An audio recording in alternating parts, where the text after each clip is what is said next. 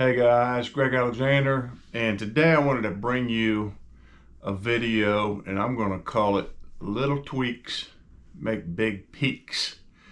That's something that David Dudley said years ago, and it might be the best advice you will ever get to modify your bass fishing game to adapt to each and every day.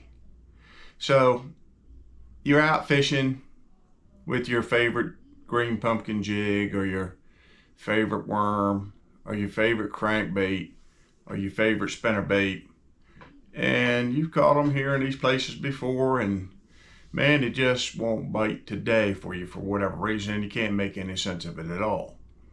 And for whatever reason, they just need to see something just a little bit different. So I'm going to give you examples of little tweaks that have made big peaks for me. So the first example I'm going to give you is I was fishing a club tournament one day several years ago, and I was throwing a little green pumpkin shaky head around, and I'd been catching a lot of fish on it for, quite some time. And I literally had like one fish and had fished 6 hours of the tournament, and I was like, what in the world is going on today? And I just couldn't get bit. So I thought, I saw a couple bluegill swimming around the docks and different things, and I thought, well, I'm just going to give it a little bit of flash.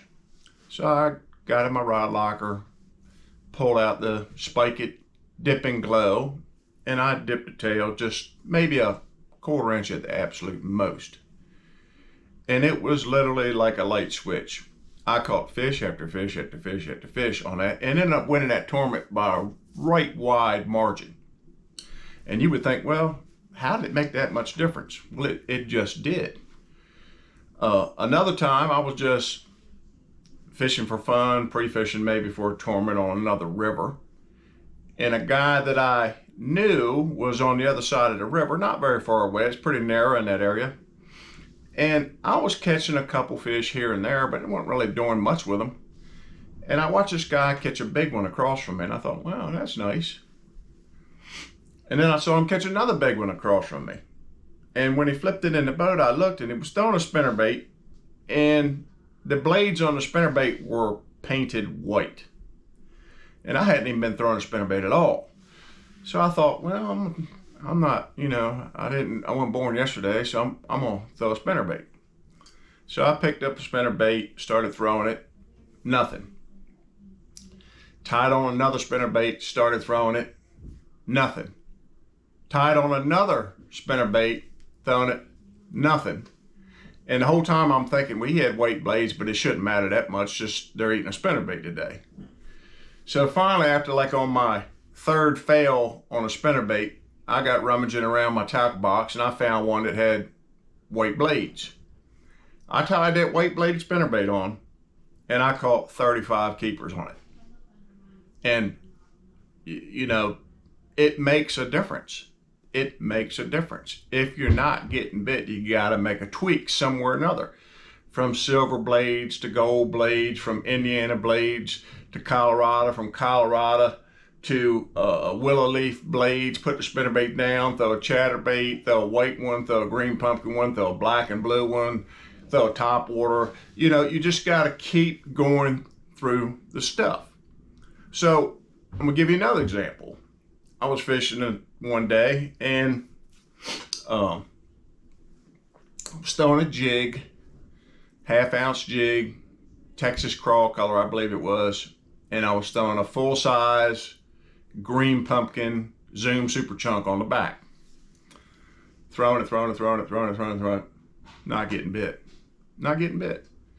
And I thought, well, maybe these fish are just a little finicky today. And so I just changed to a Super Chunk Junior and ended up catching like 10 or 12 fish and like a 5-pounder and a 4-pounder just by changing the size of the trailer. It matters. Give you another example. Flipping a full-size beaver one day, not getting bit at all. Changed to a smallie beaver with like a 1/4 ounce weight. Still wasn't getting bit. And I thought, well, the water's kind of clear today. I'm gonna up the weight, try to get a reaction bite.